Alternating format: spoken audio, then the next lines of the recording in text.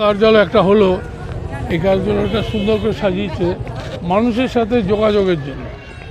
এটা আমার দলীয় কার্যালয় করে বুঝি যে এখানে মানুষ যোগাযোগ করতে পারবে। যোগাযোগ কেন্দ্র হিসেবে আমরা ধরি।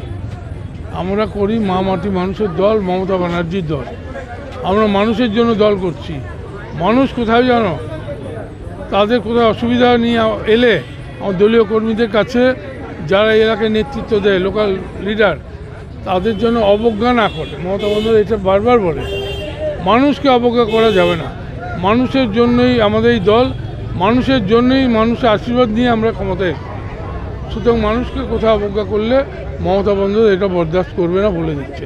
এবং আমিও চাই না, আমি বিধায়ক হয়েছি, আমি এমন কেউ এটা কিছু হয়ে যায়নি। আমি মানুষের সাথেই রয়েছি, মানুষকে নিয়েই চলবো। তাদের প্রয়োজনে আমার কাছে আসবে এবং আমি এটা গ্যারান্টি করে কথা বলছি যে তাদের প্রয়োজনটা আমি 100% চেষ্টা করবো তাদের প্রয়োজনটা মেটাবার জন্য। কতটা সফল হবে সেটা পরে দেখা যাবে, কিন্তু 100% আমি মানুষের জন্য কাজ করার চেষ্টা করব। এটাই আমার সকলের প্রতি রইল।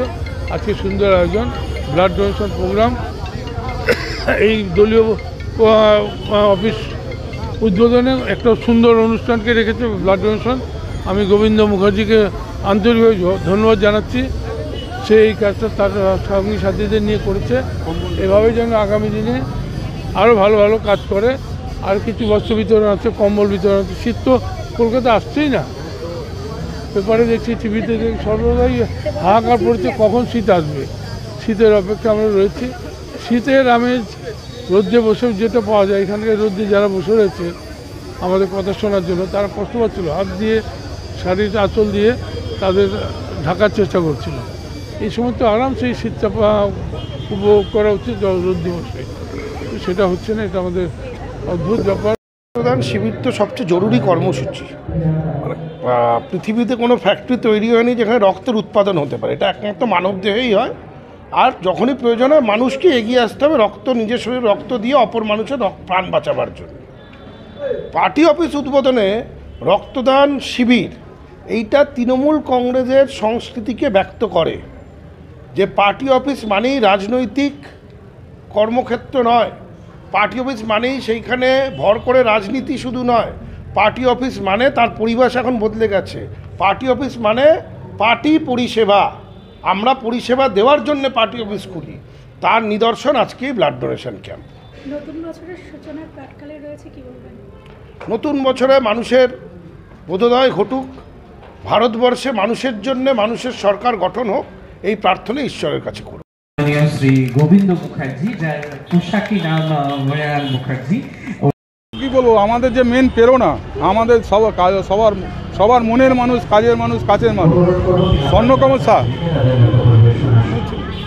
স্বর্ণকমল সাহা মহাশয় আর ওনার সুযোগ্য পুত্র, যাকে আমরা 58 ওয়ার্ডে পেয়েছি পৌরপিতা হিসেবে, তারও অসীম যে কারুকাজ হচ্ছে তা পাবলিক মনে, জনমানুষে এত ছাপ ফেলেছে। তার অনুপ্রাণিত হয়েই আমরা পার্টি অফিস বলুন, পার্টি অফিস থেকে যে জনসেবামূলক কাজগুলো করি সেগুলোই করি। ওনাদের দুজনের যে মেন আদর্শ, ওনারা সবসময় বলে আমরা মাটির সঙ্গে থেকে রাজনীতি করি। আমরাও ওই ওনার আদর্শ মেনে আমরাও মাটির থেকে, যারা মাটির গরিব মানুষ যারা, তাদের সব মাথার কথাটা প্রায়োরিটি রেখেই আমরা এই রাজনীতিটা করি।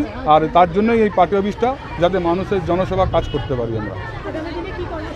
আগামী দিনে কর্মসূচি, আজকে যে আমাদের ভারতবর্ষ আপনি দেখছেন তো একটা ধর্মবিভেদের, ধর্মকে নিয়ে ব্যাপার যেটা হচ্ছে, আমরা মানুষকে বোঝাবো যাতে ধর্মটাকে নিয়ে রাজনীতি কোনো দিনই ছিল না। আমাদের এখানে মুসলমানও যেরকম স্বাধীনতা সংগ্রামী আছে, সেরকম বাঙালিও আছে, সেরকম খ্রিস্টান আছে, সবাই আছে।